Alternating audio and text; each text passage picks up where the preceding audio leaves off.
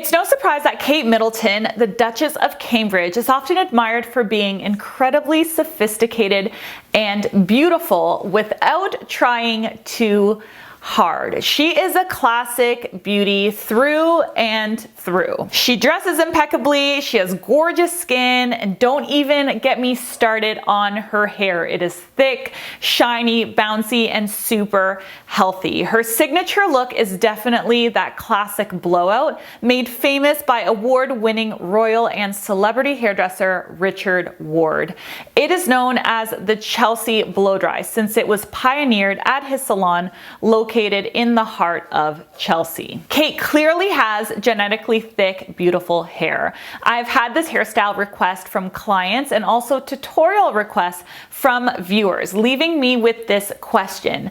Do you have to have thick, glossy hair to pull this off, or is it possible to recreate her blow dry on someone with finer hair? It is possible, and I'm about to show you how, as well as give you a lot of extra tips and tricks on how to achieve this look. This is my beautiful friend Katie, and she's going to be our model for today. As you can see, Katie has lots of gray through her hair that she has chosen not to color, and it is my favorite thing about her hair. I love that she's embraced it and appreciates the tonal qualities that the gray brings along with it. So I did Katie's makeup off camera. I'm also a makeup artist in case you guys didn't know. And then I brought her over to the shampoo station. If you have gray hair, the first tip that I'm gonna give you is to use a purple shampoo at least once a week, likely more. Since gray or white hair is at the lightest of all levels on the hair level scale,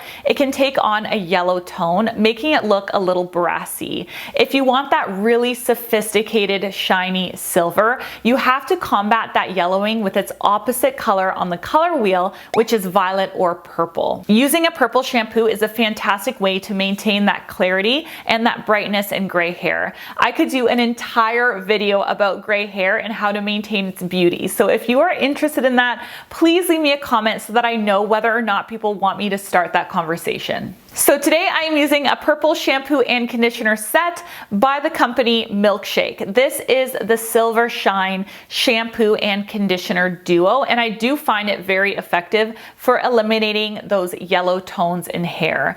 If the brassiness is stubborn, what you can do is work your hair into a lather and leave it on for several minutes. If you are doing this yourself in the shower, you can even get out of the shower, put a shower cap on, and leave it on for like 20 minutes, and you'll really see how much brighter that silver becomes. Now, before we start drying, we need to prep the hair. I did that by cocktailing two products together. I used a product for smoothing and a product for adding volume, both by KMS. I'm gonna leave a list of all the products and hot tools in the description box below, so if you're curious, you can head on over there. After applying products to the wet hair, I always brush the products through from roots to ends using a wet brush. This ensures that the product is evenly distributed throughout the entire head of hair. First thing I'm gonna do is start by rough drying. Rough drying will cut your blow dry time way down, lead to less heat damage and also less frizz. I do this until the hair is about 30% dry. I deliberately lift the roots up while doing this to infuse a bit of volume right from the beginning, right at the roots. After I get a bunch of that moisture out of the hair, I separate the top section out, and you will see why in a minute. The brush that I'm using to blow out the hair is by a company called Olivia Garden, and it is a ceramic thermal brush. And the reason I reach for this brush every time I do this type of blowout is because the barrel gets hot from the blow dryer and creates like a hot roller effect on the hair, giving it loads of movement, bevel, and smoothness. It really does eliminate a lot of the frizz and the flyaway. The brush you use is very important, so if you're doing a blowout, try getting yourself a ceramic blowout brush. Now, using small and controlled sections that are no bigger than the size of the brush itself, I position my nozzle down the hair shaft so that we are you're laying that cuticle down flat and making the hair look super shiny and smooth. Make sure that before moving on to the next section, the section that you are working on is 100% dry. Now, if you've been here for a while, you know that I am a fan of not blow drying a part into your hair. I like blow drying the top backwards because it creates loads of lift and gives you way more flexibility with where you can part your hair. If you always part your hair in one spot, I challenge you to try something new. And if you want an inspiration on that, check out this video next. I talk all about different parts in an entire video because changing your part really does have a drastic change on how your facial features look. It really is something so simple that makes such a massive difference. Now that I am finished the blowout, it looks smooth but underwhelming. The thing that will really elevate this look is using Velcro rollers. They are quick to put in, but they make a huge difference. I am using some cheap Velcro rollers that I purchased on Amazon, and I am rolling each section down.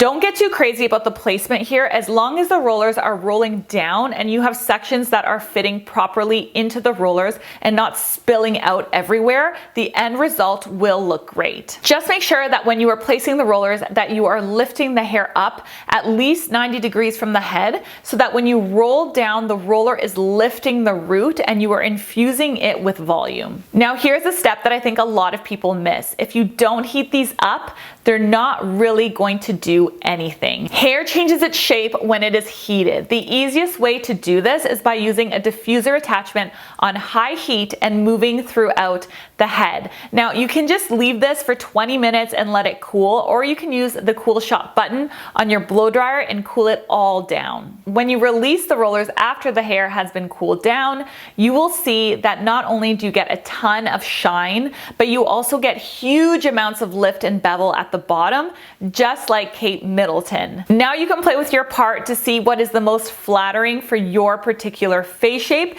and when you find that, you can use a soft hold hairspray like Sebastian Shaper to get rid of any of the flyaways. And there you go, you end up with this super bouncy, voluminous blowout that has loads of movement and shape without any stiffness. If you want to learn more blow drying tips and tricks, or you want more options for how to part your hair, check out these two videos next. If you have questions, leave them in the comments. I'll see you guys next week. Bye.